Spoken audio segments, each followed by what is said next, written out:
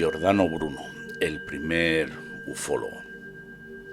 Bien, a petición de una oyente de mis audios, concretamente por la vía de YouTube, que parece que es la que mejor está funcionando ahora. Bueno, ella me pidió que a ver cuándo hacía un audio, un podcast, un post sobre Giordano Bruno. Creo que dijo varios. Y la verdad es que me quedé sorprendido porque yo creí que conocía bastante esta figura, ¿no? de Giordano Bruno. Sé más o menos lo que sabe todo el mundo, o sabía, que fue quemado en la hoguera y bueno, pues que fue una especie de sabio del Renacimiento italiano y tal, y poco más. O sea, creía saberlo todo, pero no, o todo lo importante, pero no es así en absoluto, ni muchísimo menos, al contrario. Entonces pues estuve investigando un poco. Lo que hay en YouTube es de vergüenza, es decir,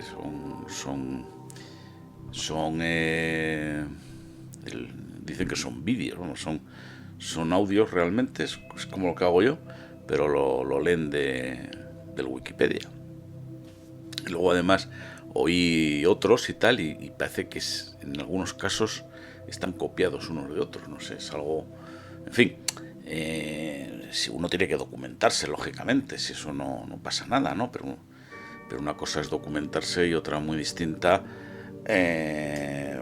fusilarlo todo tal cual del Wikipedia sobre todo porque además, si no le das el sello ese de autoría propia y tal, se nota un montón. Es decir, tú puedes a lo mejor documentarte, tomar notas, lo que sea, sobre eso haces el programa, pero tiene que tener eso tiene que tener una elaboración, tiene que tener un guión tuyo, no sé, pues como cuando se hace un programa de radio, igual.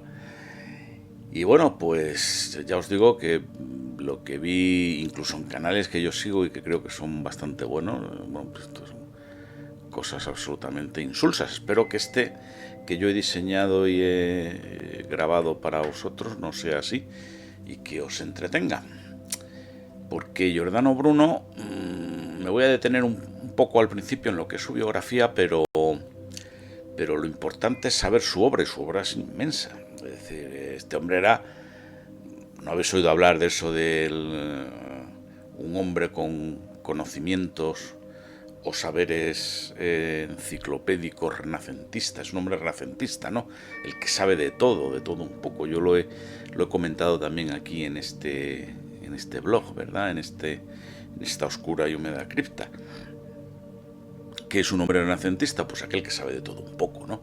Lo mismo de ciencias que de letras. Que eso se podía ser un hombre renacentista en el Renacimiento, que los conocimientos no eran tan amplios, y un hombre inteligente y estudioso, dedicado a ello de por vida, pues podría perfectamente abarcar todo el conocimiento de la época. Ahora es imposible, vamos, ahora y hace ya tiempo que es imposible. Así que bueno, pues tenemos también que Giordano Bruno es un auténtico sabio renacentista.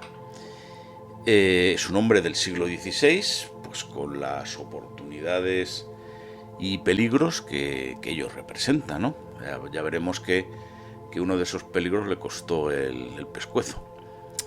Podríamos decir que fue Giordano Bruno el primer ufólogo de la historia, el primer estudioso de los ovnis, porque fue la primera persona que empezó a preguntarse qué es eso que hay arriba, las estrellas y esas cosas, y los planetas.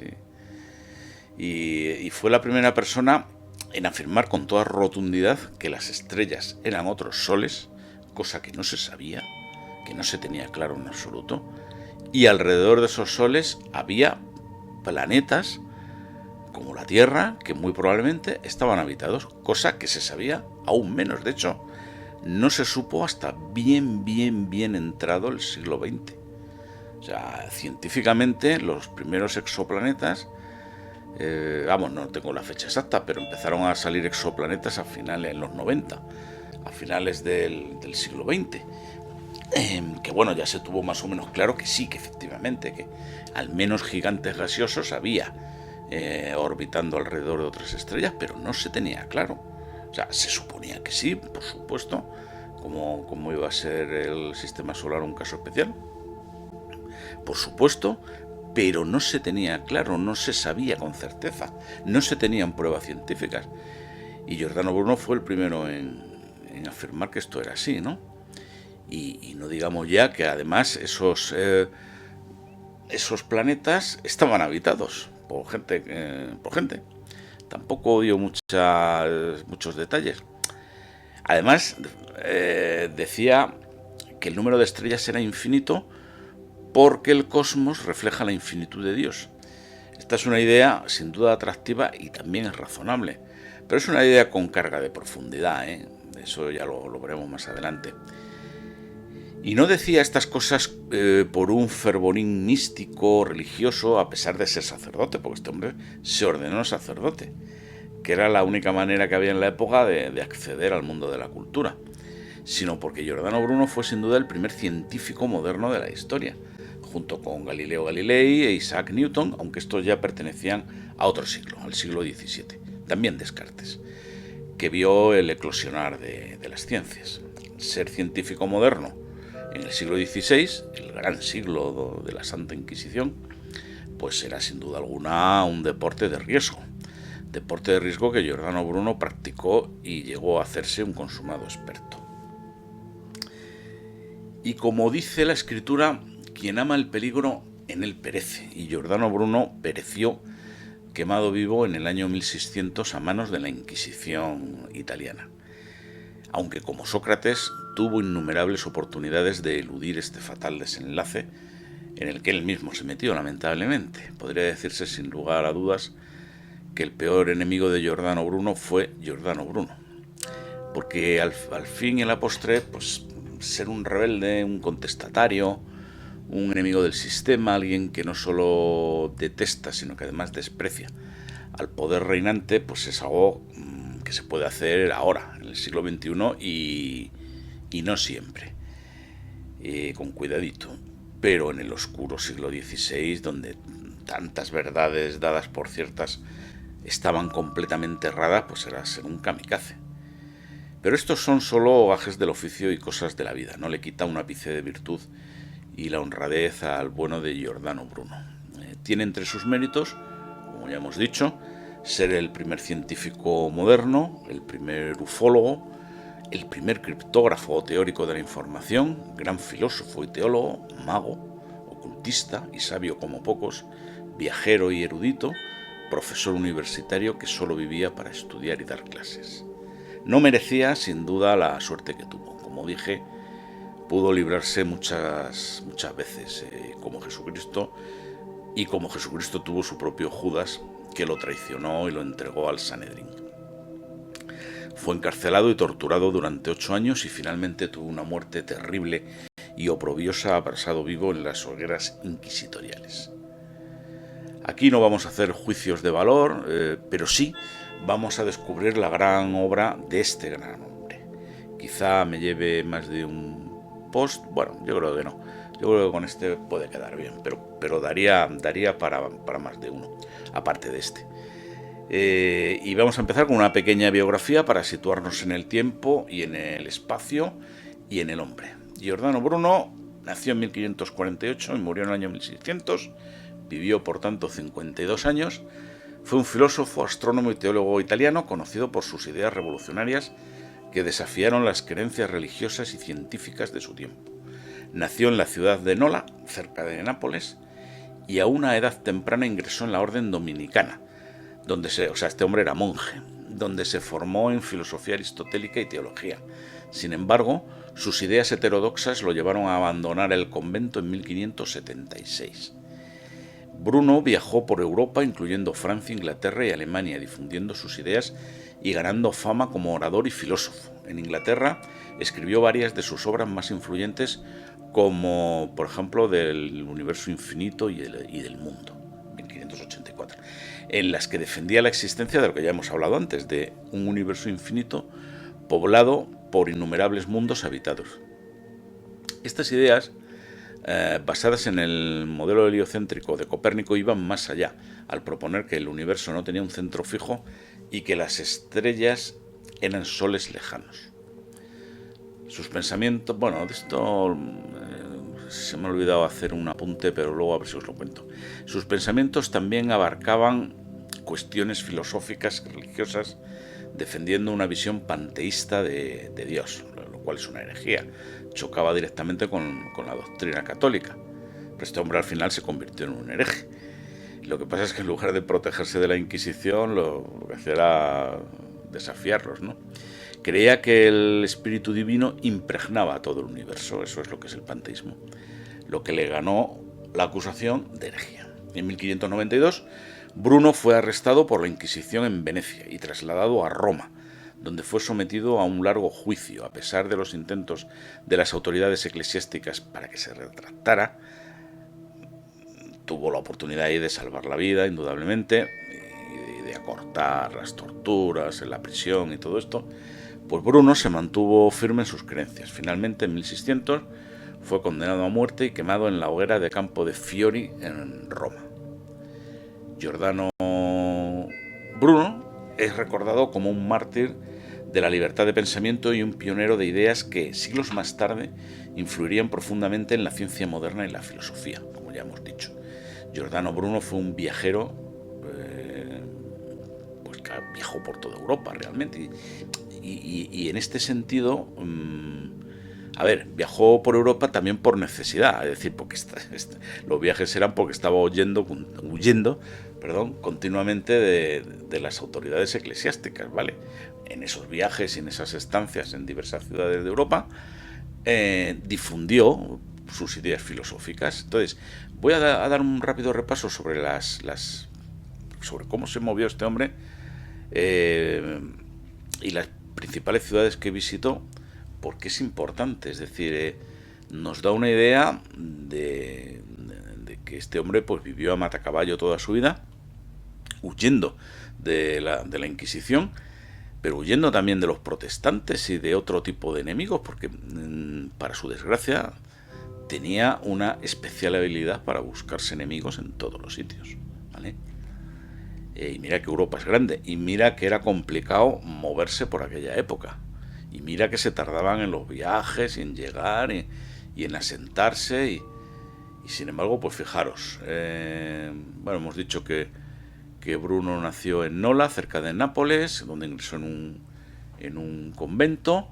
Allí estuvo hasta 1576. Después tuvo que huir de Nápoles, fue a Roma, fue denunciado por herejía, estuvo en Génova y en Savona buscando refugio, ¿verdad? Luego pasó a Venecia y Padua, estuvo un corto tiempo en estas ciudades italianas en las que siguió con su formación y empezó a difundir sus ideas. Pasó a Chambéry, en Saboya, donde comenzó a dar clases y expandir su pensamiento filosófico. Luego se fue a Ginebra, un importante centro protestante calvinista, pero allí fue arrestado por unos escritos donde criticaba a los académicos locales y tuvo nuevamente que huir. Recaló en Toulouse, donde fue profesor de la Universidad de Toulouse. Enseñó a Aristóteles y siguió desarrollando sus ideas cosmológicas. Después pasó a París bajo la protección de Enrique III. Y aquí escribió sus grandes obras de mnemotecnia y cosmología. Luego a Londres, donde residió en casa del embajador francés. Enseñó en la Universidad de Oxford y publicó una de sus más famosas obras.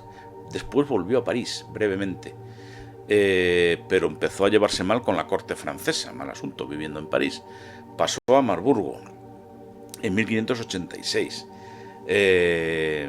Trató de obtener una posición académica, pero fue rechazado. Después a Wittenberg. Bruno enseñó en la Universidad de Wittenberg en un ambiente más favorable, pero también con conflictos religiosos que le obligaron por enésima vez a marcharse. Después estuvo en Praga, en 1588, bajo el patrocinio del emperador Rodolfo II, pero no encontró el respaldo. Después pasó a Helmstedt.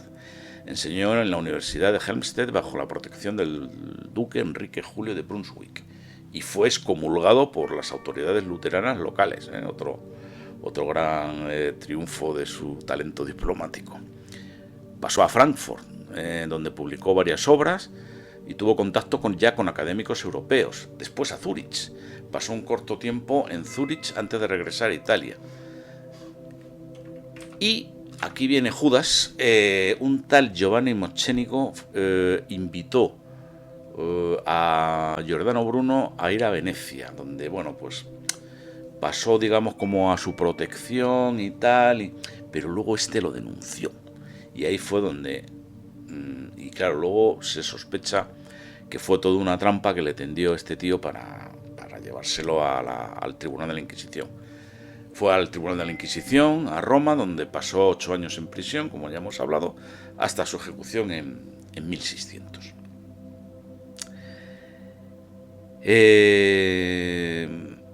Y veamos cuál es el pensamiento de este gran hombre renacentista, de Giordano Bruno, el infinito. Giordano Bruno fue un filósofo del Renacimiento, casi olvidado, y además prohibidas las lecturas de sus libros durante siglos.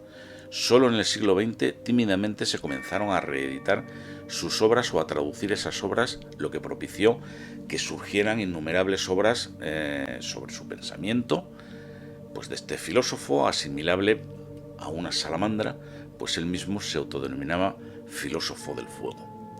Hemos citado aquí ya sus afirmaciones sorprendentes acerca de la infinidad de estrellas que naturalmente pues tendrían planetas. Estos planetas estarían habitados en un universo infinito.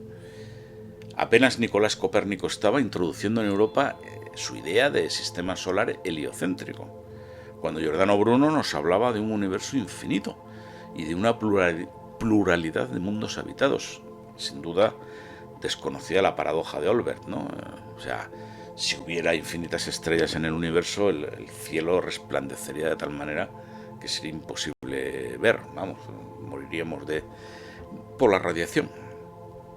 Además, fijaros en la peligrosidad de su idea. Si el universo es infinito, hay infinitas estrellas, infinitos mundos habitados, y por lo tanto, la importancia de la Tierra, sus imperios, sus monarcas y sus confesiones religiosas quedarían reducidas a cero, ¿vale? Sería uno más entre una infinitud.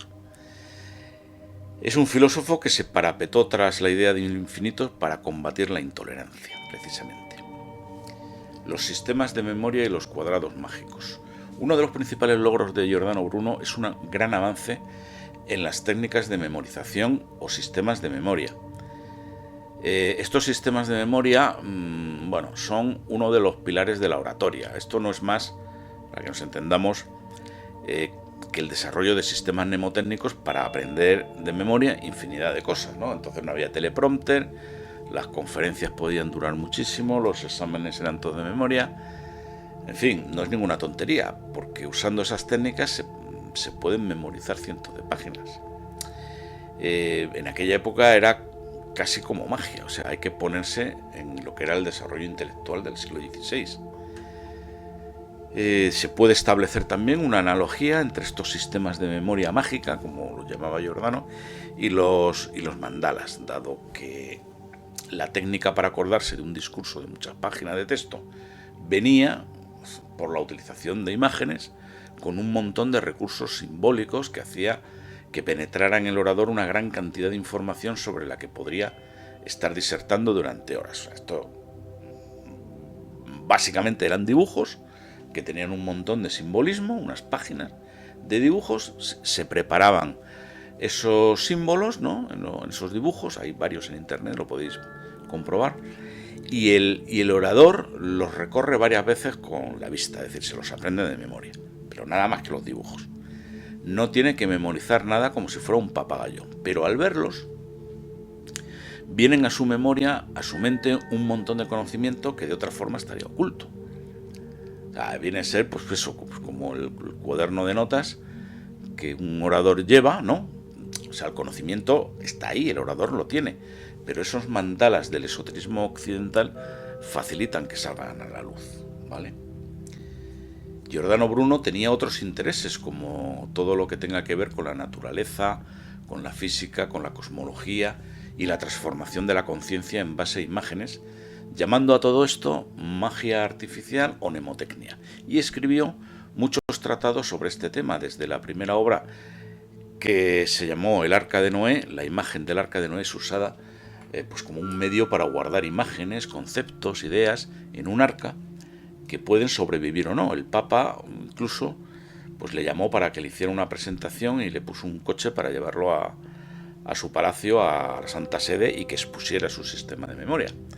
Hay que recalcar que Giordano Bruno advertía que la utilización de estas imágenes de contenido esotérico para memorizar algo debía hacerse con un maestro, al menos durante el periodo de aprendizaje, de saber cómo usarlas, ¿no? Estas composiciones de imágenes son emblemas o alegorías, sucesiones de símbolos que generan una emotividad, una visión emotiva que, en fin, sin guía, pues podría incluso conducir a la locura.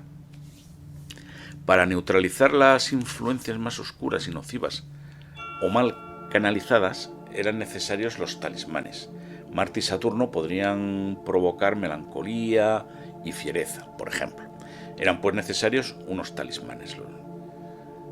Se supone que al ver Marte y Saturno en esos símbolos, para memorizar un discurso, pues tú podrías necesitabas unos talismanes, ¿verdad?, para contrarrestar los efectos adversos o efectos colaterales no deseados, ¿no?, de concentrarte en esas imágenes.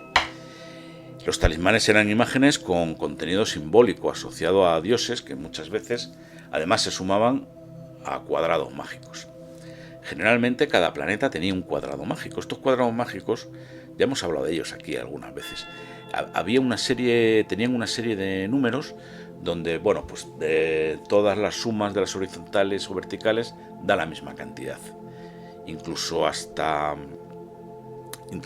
esto llegó hasta Gaudí, en la Catedral de Barcelona, donde puso un cuadrado mágico.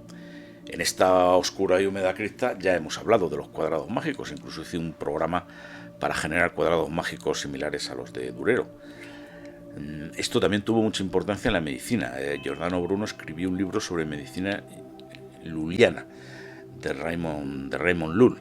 O sea que sus áreas de influencia, sus intereses y sus estudios eran realmente ciclópeos. Los símbolos. Giordano Bruno utilizaba muchos símbolos, ¿no? Era un experto en simbología.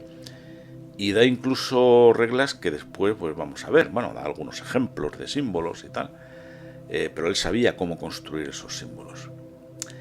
Eso quizá lo veamos en el siguiente post sobre Giordano Bruno porque es un tema bastante extenso, ¿no?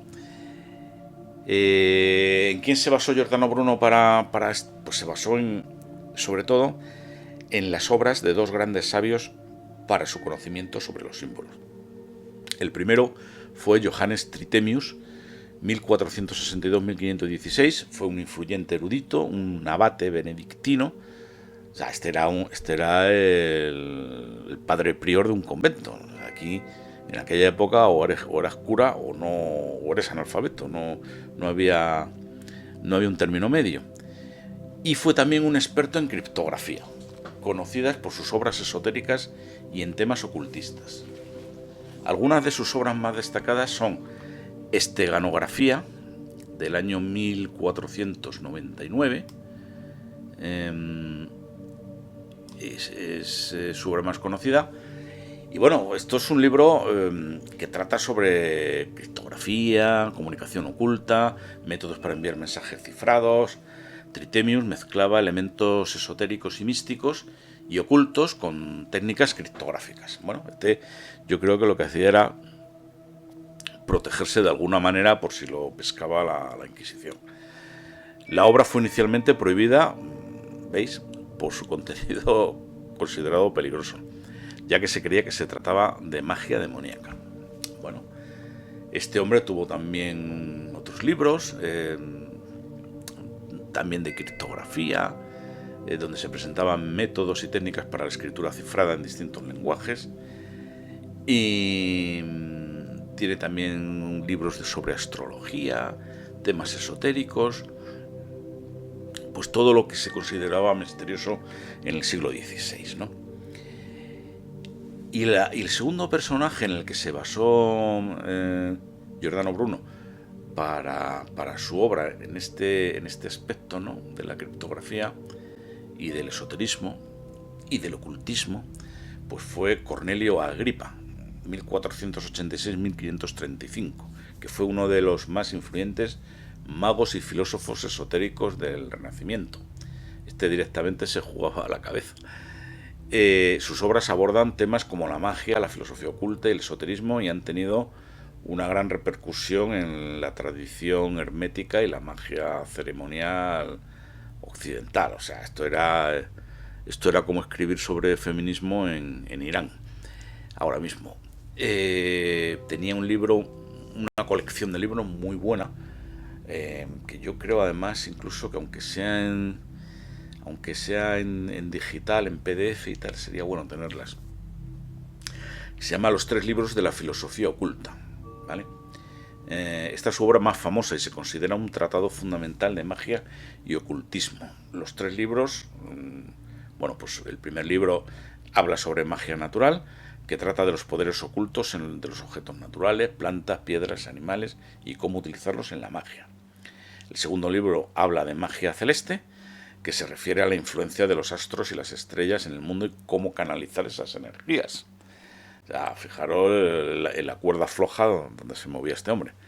Y el tercer libro, Magia Ceremonial, que trata de la invocación de espíritus y la realización de rituales mágicos para acceder a conocimientos y poderes sobrenaturales. O sea, esto ya era el kamikaze de los kamikazes.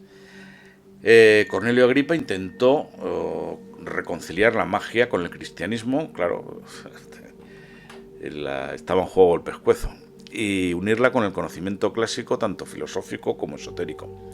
Agripa es conocido por su enfoque crítico y por su capacidad para sintetizar ideas de distintas tradiciones: la alquimia, la cábala, el neoplatonismo y la astrología.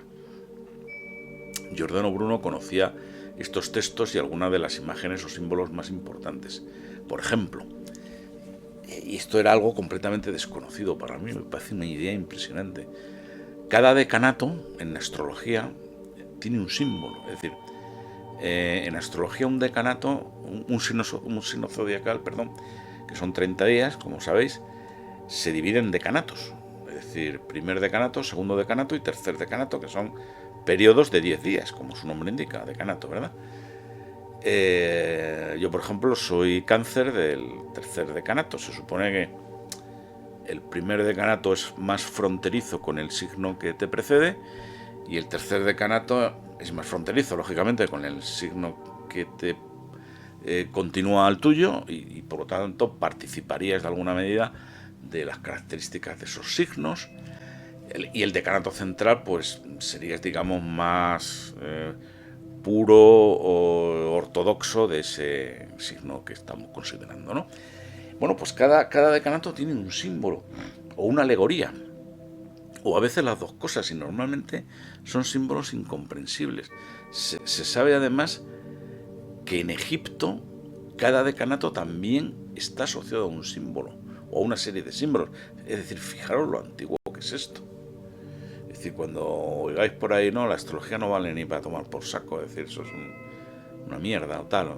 Bueno, no sé, pues será una cosa que no vale para nada, pero que viene de hace 5.000 años, ¿no? Entonces, bueno, como decíamos, algunos de ellos son símbolos filosóficos y otros son, pues directamente, como he dicho antes, incomprensibles. Incluso se usan sistemas de símbolos, o también llamados palacios de símbolos. Entonces, si habéis visto las películas de Aníbal Lecter, Aníbal el caníbal, cuando era atrapado y lo metían en una prisión de máxima seguridad o en un psiquiátrico, pues ¿dónde lo encerraban? Pues en el sótano y en una celda sin ventana, ni muebles, ni nada, ¿no? Porque era un tío que se escapaba siempre. Pero eso a él no le importaba ni le perturbaba, porque había memorizado con estas técnicas que hemos estado comentando toda la belleza de los palacios y basílicas de Florencia, y podía andar por esa ciudad y por otras, pues como si estuviera allí, porque lo tenía todo muy bien grabado en su memoria. Lógicamente él había estado allí antes, ¿vale? No en vano las tres potencias del alma son memoria, entendimiento y voluntad. Es importante en este concepto un símbolo que es la estructuración de de los 9 números pitagóricos como principios. Los 9 números pitagóricos tienen un significado simbólico profundo en la filosofía pitagórica y se consideran los principios fundamentales que rigen el universo. Para los pitagóricos, los números no eran conceptos matemáticos, como ellos manejaban, sino que representaban fuerzas cósmicas. Fijaros en la capacidad de abstracción de esta gente. O sea, estamos hablando de 500 años antes de Cristo. No conocían ni el cero, hablando de matemáticas, ni los decimales, ¿vale? Para ellos eran principios divinos y estructurales del cosmos. En Giordano Bruno el tema de los números pitagóricos son muy importantes, ¿no? El 1 o monas significa unidad, origen, principio divino. El 2 o días simboliza la dualidad, la oposición. La materia representa la polaridad y la división, es el símbolo de la dualidad, la luz, la oscuridad, lo masculino, lo femenino, el bien, el mal. De ahí probablemente surgiera el maniqueísmo.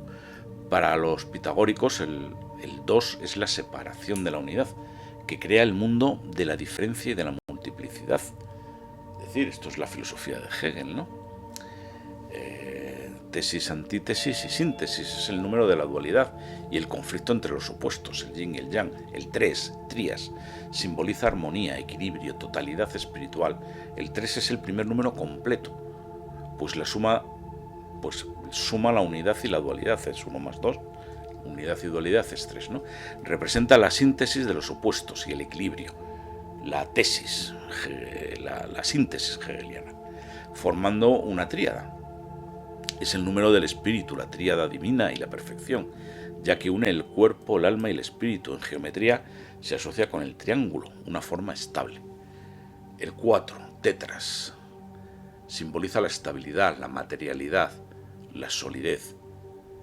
El 4 representa los elementos fundamentales del mundo físico: tierra, agua, aire y fuego, y los puntos cardinales. Es un símbolo de orden y solidez. En geometría está relacionado con el cuadrado, símbolo de estabilidad y de la base de la pirámide. Es la estructura sobre la que se construye el universo físico. El 5, pentas, simboliza vida, matrimonio, humanidad. El 5 simboliza el equilibrio entre lo material y lo espiritual, ya que es la unión del 2, lo femenino, y el 3, que es lo masculino. También es el número del ser humano con sus 5 sentidos y extremidades, ¿vale? Y representa la vida. Está relacionado con el pentagrama, un símbolo de perfección y protección en el esoterismo.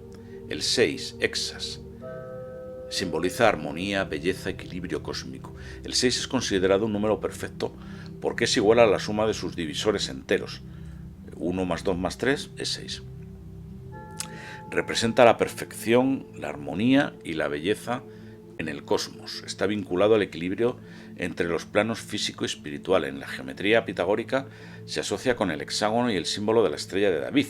Representa el equilibrio cósmico. El 7, heptas, simboliza la espiritualidad, el conocimiento, lo místico. El 7 es considerado un número sagrado y mágico. Está vinculado a los 7 planetas conocidos de la antigüedad. Ya sabemos que ahora hay más, pero los 7 planetas importantes son los de siempre: Mercurio, Venus, la Tierra, Marte, Júpiter, Saturno, Urano y Neptuno, ¿vale? Excluimos a la Tierra, lógicamente. Los 7 días de la semana y las 7 notas musicales, también son 7. Para los pitagóricos representa la búsqueda del conocimiento y la verdad espiritual. Es un número que trasciende lo material y lo físico y que está asociado, como hemos dicho, con lo divino y lo místico. El 8, octoas, simboliza la justicia, el equilibrio y la renovación.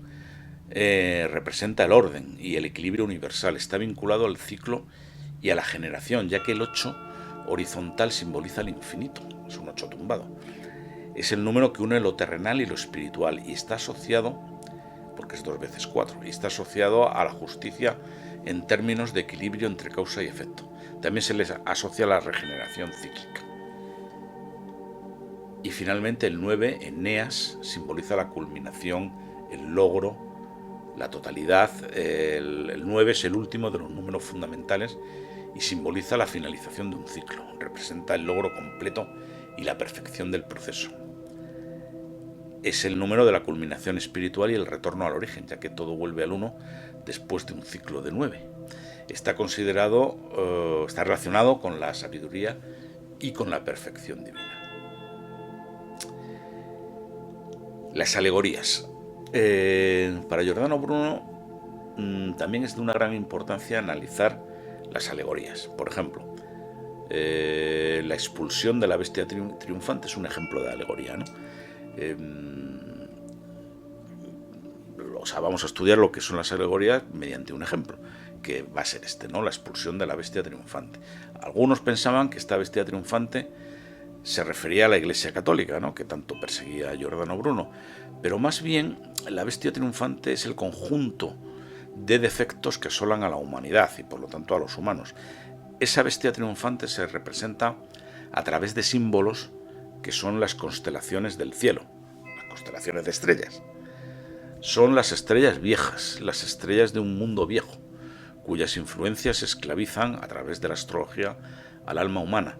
Es pues necesario recrear nuevas constelaciones. Cada constelación clásica, bien, hay entre 30 y 32, unas 30 vamos, está asociada a una serie de defectos que es necesario purificar y virtudes que es necesario recrear. El hablar de estas virtudes le permite a Giordano Bruno crear un auténtico tratado de filosofía moral, o sea, el libro de expulsión de la bestia triunfante es un completísimo tratado de filosofía moral. Esto, al final, son símbolos y alegorías que permiten hacer crecer esas virtudes cuando se medita sobre ellos y la enseñanza que nos dan. Otro ejemplo de símbolo es el del héroe contemplativo. A ver, ¿quiénes son los héroes? Los héroes eran hijos de los dioses, realizaban grandes gestas que cambiaban la historia completamente, creaban ciudades, luchaban contra monstruos, vencían siempre, etc. Entonces, ¿qué es un héroe contemplativo? Bueno, pues no tiene nada que ver con los anteriores y es aquel que busca la sabiduría pura, ser el espejo puro y perfecto de la verdad. Este símbolo está asociado a la plata. O sea, la sabiduría, tener en cuenta que estas cosas son muy antiguas. Es decir, ¿cómo lo explicaría yo? O sea, esto no son rollos que ahora alguien se inventa o reinterpreta y luego encuentra las consecuencias, ¿no?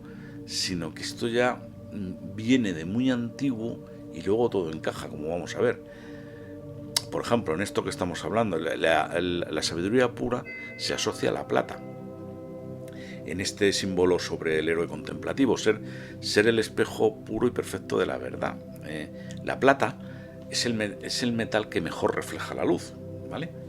Es el metal más conductor y en su presencia esto no lo conocían los antiguos, o no tan antiguos. En su presencia no se pueden desarrollar los gérmenes, no pueden reproducirse, por la razón que sea. Es decir, hace que todo sea puro e incorruptible. De hecho, los frigoríficos modernos, el mío tiene ahí un letrero que lo pone, están tratados interiormente con plata para prevenir los gérmenes. Entonces la plata es el símbolo de la pureza pura, de la sabiduría. El símbolo del héroe contemplativo pues es como una especie de gran monje que va buscando a Dios, pues va recorriendo diferentes etapas o niveles de conciencia o estados del alma. Al igual que en las moradas filosofales de Fulcanelli, es necesario recorrer una serie de símbolos, entonces cada uno de los elementos de avance del alma estaría regido por una alegoría de estas que estamos viendo.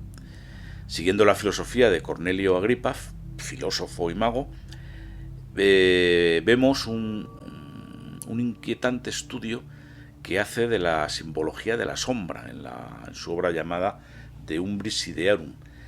El concepto de las sombras, este hombre también influyó como hemos visto antes, sobre Giordano Bruno. El concepto de la sombra de las ideas es un instrumento verdaderamente eficaz. Un símbolo, al final, es una ventana abierta a lo infinito. En Egipto, la palabra símbolo estaba asociada a la imagen de algo que encubre y revela al mismo tiempo. O sea, está encubriendo porque nunca vas a saber todo lo que te dice el símbolo. Es como un camino infinito. Además, como diría después Madame Blavatsky, la ciencia de los símbolos tiene 7 llaves, que son las 7 llaves del ocultismo, y que vamos a ver ahora. En la enseñanza esotérica de Elena Petrovna Blavatsky, cofundadora de la Sociedad Teosófica, se menciona la existencia de 7 claves o llaves, claves y llaves es lo mismo, para interpretar los textos sagrados y los misterios de las religiones antiguas. Es decir, para descubrir todo lo oculto, en el fondo, toda la sabiduría esa que no está en los libros de ciencias. Estas llaves se relacionan con los métodos necesarios para desentrañar el conocimiento oculto, efectivamente, contenido en las escrituras y mitologías y símbolos universales que han sido transmitidos desde las antiguas civilizaciones. O sea, eso que os he dicho. Todo aquello conocimiento perdido que no está en los libros de ciencias, que no se puede palpar y tocar, que hemos llamado conocimiento oculto, por lo tanto ocultismo, o especialmente velado, extraño, como es el esoterismo, ¿verdad?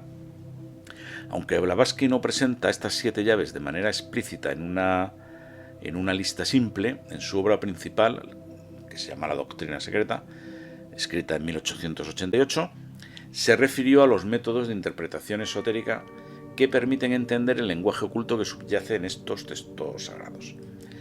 Estas llaves pueden verse como enfoques multidimensionales para la interpretación simbólica y esotérica de la sabiduría antigua. Es decir, como todo esto es complejo y difícil y oculto y está velado y requete velado y entre 7 velos y entre 7000 oscuridades, pues las llaves para acceder a ellas también en cierto modo son oscuras, son simbólicas, son alegóricas, son interpretables. Empezamos por la primera. Clave lingüística o filológica. Esta clave o llave se refiere a la necesidad de entender los textos sagrados en sus lenguas originales. Según Blavatsky, muchas de las verdades esotéricas se han perdido o distorsionado a través de las traducciones. Traducciones siempre son malas. La Biblia no se traducía nunca, se tuvo que traducir y ahí ya fuimos mal. Se tuvo que traducir al griego. Entender los significados originales de las palabras en sánscrito, hebreo, griego, etc. es fundamental para acceder al conocimiento oculto. O sea, hay que conocer la lengua original de los textos. Segunda llave, clave astronómica o astrológica. Las antiguas escrituras y mitos contienen referencias ocultas a eventos astronómicos y astrológicos. Los movimientos de los cuerpos celestes, las constelaciones y los ciclos cósmicos están reflejados en las historias mitológicas y textos religiosos. Esta llave o clave ayuda a descifrar los calendarios cósmicos y sus relaciones con la vida espiritual. Bueno, pues esto es un clásico, es decir, la astronomía y la astrología son fundamentales para el conocimiento oculto. Clave simbólica o alegórica. Como hemos estado viendo hasta ahora, muchas enseñanzas sagradas no deben interpretarse de manera literal. Esto es fundamental, lo que os he explicado antes, sino simbólica. Los mitos, las parábolas y alegorías de las escrituras, como por ejemplo la Biblia o los Vedas, contienen significados ocultos que solo pueden desvelarse a través de una interpretación simbólica y profunda. Clave numérica o matemática. Los números y las proporciones son esenciales en cosmología esotérica. Blavatsky menciona que los números son símbolos sagrados, como hemos visto antes, ¿no? con los números principales de los pitagóricos. Y determinados números, como el 3, el 7, el 12, el 108, tienen significados místicos profundos en la creación y en la estructura del universo. La Cábala, por ejemplo, es esoterismo occidental, utiliza esta clave para interpretar los textos hebreos. Es decir, la Cábala sería una clave numérica para interpretar un texto de sabiduría antigua y ancestral, como son los textos hebreos, la Torá, en definitiva. Luego otro clasicote que ya todos conocemos, numerología, muy importante para el ocultismo y el esoterismo. Yo os diría, no sé qué formación tenéis, si muy de letras o muy de ciencias, todo lo que son los números enteros en matemáticas, el estudio de los números enteros, de las matemáticas discretas, de la aritmética, la geometría sencilla, no son cosas. A ver, luego los teoremas más difíciles salen de ahí también, ¿no? Pero Pero así como introducción no es difícil, además es muy entretenido porque salen un montón de teoremas fáciles que se pueden luego incluso programar y poner y son cosas muy entretenidas y de verdad, o sea, esto es fundamental para los temas ocultos y se aprende muchísimo, es decir, y además es fundamental tener un buen conocimiento de este tipo de matemática, que no es la más compleja, aunque luego ya digo, pues nadie sabe qué son exactamente los números primos. Y ahí están, y es un concepto facilísimo, ¿no? Pero bueno, os animo a profundizar por ahí. Quinta clave, geológica o antropológica. Esta clave ayuda a interpretar las enseñanzas esotéricas relacionadas con la evolución de la Tierra y la humanidad. Blavatsky afirma que los textos antiguos contienen información sobre la historia geológica de la Tierra, la formación de continentes y la evolución de las razas humanas, incluyendo las razas raíz y la Atlántida. ¿Vale? Tema: existieron otras humanidades, civilizaciones perdidas, la Atlántida, la Tierra hueca, civilizaciones en la Antártida, continentes perdidos. Todo esto es otro clásico y vosotros sabéis perfectamente que eso huele a que efectivamente lo ha habido por muchísimas razones y que todos conocéis, las pirámides, etcétera, que no vamos a entrar aquí porque si no este vídeo duraría infinito. Clave geológica o antropológica, muy importante para el estudio del ocultismo. Sexta clave, fisiológica o biológica. Los textos sagrados contienen referencias a los procesos biológicos y fisiológicos, tanto del cuerpo físico como del espiritual, y aquí me viene a la mente el tema del manuscrito de Voynich, ¿vale? Que nadie ha conseguido descifrar todavía del todo y de manera inequívoca. Y se refería a esta clave: los misterios de la vida, la creación y la energía vital que fluye a través del ser humano están ocultos en las escrituras en términos relacionados con el cuerpo humano y sus funciones. El manuscrito de Voynich y otros textos también de ese estilo hacen alusión evidentemente a temas biológicos, botánicos, zoológicos, entomológicos, etcétera, que bueno, pues es otra clave para entender el esoterismo. Y séptima clave, clave psicológica o mística. Esta clave se relaciona con el desarrollo espiritual del ser humano, la evolución de la conciencia y la psicología esotérica. A través de esta clave se entiende cómo los estados de conciencia, la meditación y las experiencias místicas se reflejan en los textos sagrados y en las prácticas espirituales. ¿Qué deciros de esta clave? Bueno, pues que eso es el ABC, ¿no? Hacia lo que tendemos, y las herramientas con la meditación, la psicología esotérica, los estados alterados de conciencia, las experiencias místicas. Bueno, pues esto, muchos textos y muchos conceptos del ocultismo solo podemos acceder a ellos mediante esas claves, precisamente, mediante esta clave, la clave psicológica o mística. Madame Petrovna Blavatsky sugiere que para interpretar correctamente las enseñanzas ocultas es necesario aplicar todas estas claves, las 7, de manera conjunta, ¿vale? No basta usar una sola, ya que los textos antiguos están codificados en varios niveles de significado. Solo un estudio profundo y un entendimiento multidimensional pueden revelar la totalidad del conocimiento esotérico contenido en los mitos, símbolos y escrituras sagradas. Bueno, vamos a ver, porque esto se haría infinito, entonces vamos a ver un par de símbolos muy buenos que estuvo trabajando precisamente Giordano Bruno. Bueno, como podéis ver en mi post sobre Giordano Bruno, es sobre la obra de Giordano Bruno, sobre su pensamiento, su biografía. Bueno, pues ya la hemos visto de pasada y no tiene tampoco...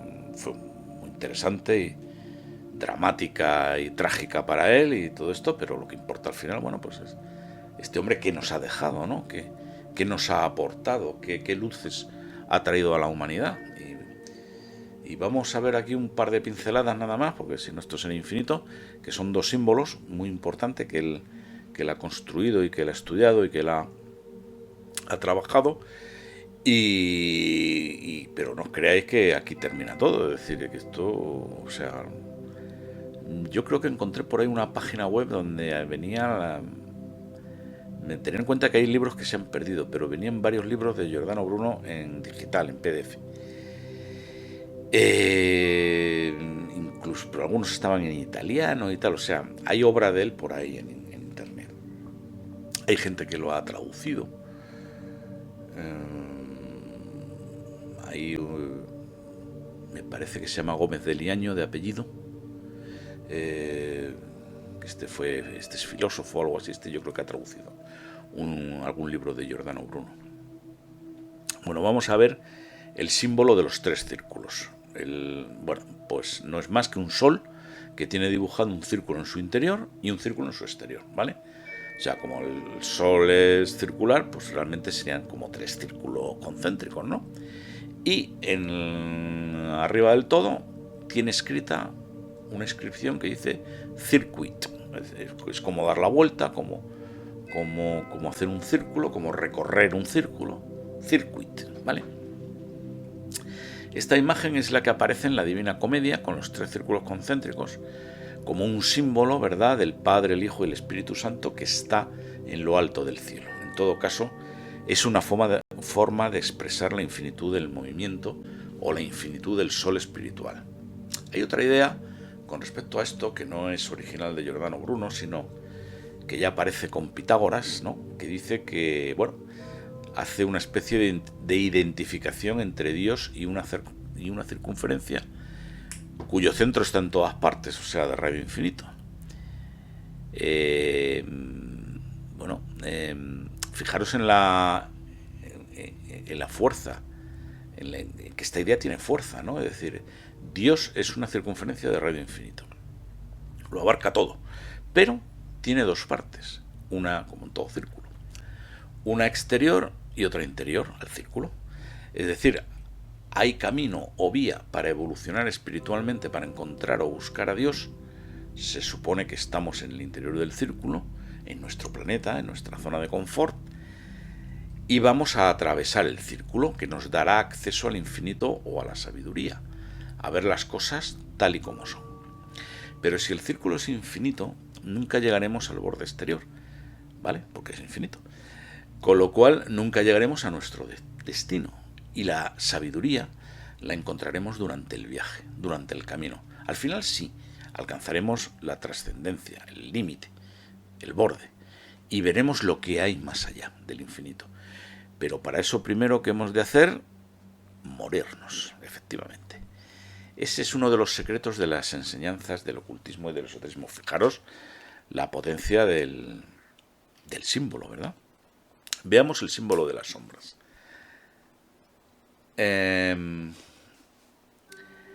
Esto es, yo creo que hemos hablado de él antes, la sombra de las ideas. En el libro donde Giordano Bruno presenta este símbolo, anuncia las 30 intenciones de las sombras. Entendemos por intención el acto de querer ir de la luz, de la oscuridad a la luz. En este proceso de querer ir de la oscuridad a la luz, bueno, pues hay 30 conceptos, 30 formas de entender, y lo que hace Giordano Bruno es desarrollar pues toda una simbología de la sombra muy profunda. Para Giordano Bruno hay una especie como de luz espiritual que todo lo interpenetra, que emana de Dios.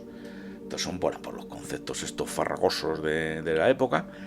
Según Giordano Bruno, esa luz que está en todas partes es la presencia de la verdad. No es una luz física, bueno, ya estamos, esto sería un tema simbólico. Es una luz inteligible, aquella que ilumina el mundo interior, o sea, la que ilumina el camino de las almas, la que ilumina el discernimiento. La sombra es, pues, lo mismo que se dice de todas las metáforas que podamos hacer con la sombra física. O sea, esto no es una sombra física de lo que habla Giordano Bruno, ¿vale? Tiene que ver con las metáforas sobre el camino que van desde la tiniebla, o sea, una ausencia completa de luz, hasta a través de los sucesivos niveles de sombra, llegar a los objetos, las ideas, y eso permitiría llegar a las verdades. Es el mismo camino que describe Platón cuando habla de la caverna. Pues no exactamente el mito de la caverna. La sombra a la que nos referimos no es la sombra natural ni la racional, sino una sombra metafísica y sustancial. No hay sombra de la tiniebla, sino vestigio de la tiniebla en la luz, o bien vestigio de la luz en la tiniebla. A ver, el estilo de Giordano Bruno es denso, es muy denso. Lo que está diciendo, que en realidad es que lo que llamamos sombra es la huella de la tiniebla en la luz o la huella de la luz en la tiniebla. O sea, como si fueran elementos que se cruzan y al cruzarse constituyen la sombra. No sé si queda muy claro, pero el símbolo es muy potente, ¿eh? O sea, los símbolos están para reflexionarse. La charleta que yo os diga aquí está bien para que sepáis cómo es, pero luego cada uno esto le tiene que dar vueltas a la cabeza y salen muchas cosas, ¿eh?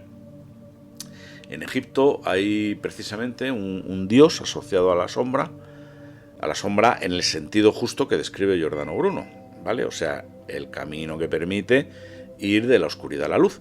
Y este dios es el dios perro Anubis, ¿vale? Que guiaba a las almas desde las sombras, que son los cuerpos, cuando morían, desde las tinieblas hasta la luz, que sería la sabiduría, la budeidad, el satori o la comunión plena con el nirvana, ¿no?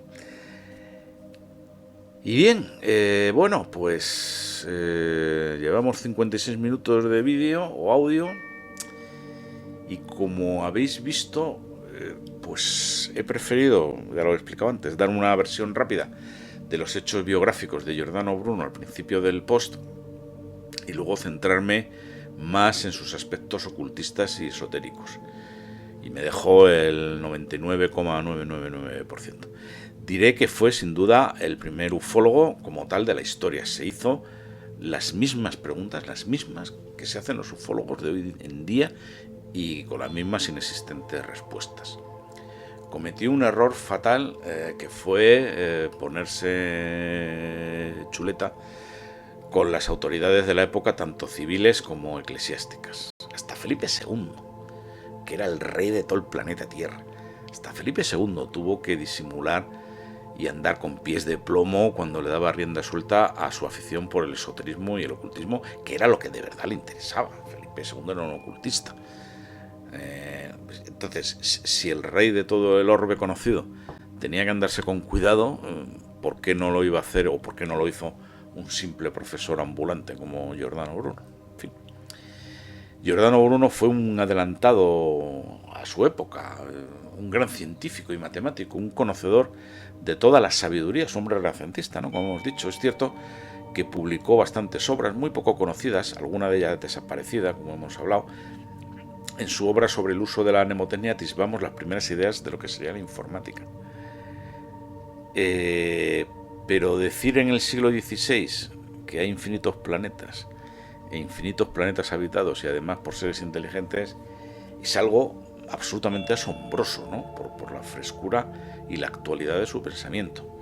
Hablamos de un mundo en que todavía no estaba del todo claro que la Tierra fuera una esfera, ¿vale?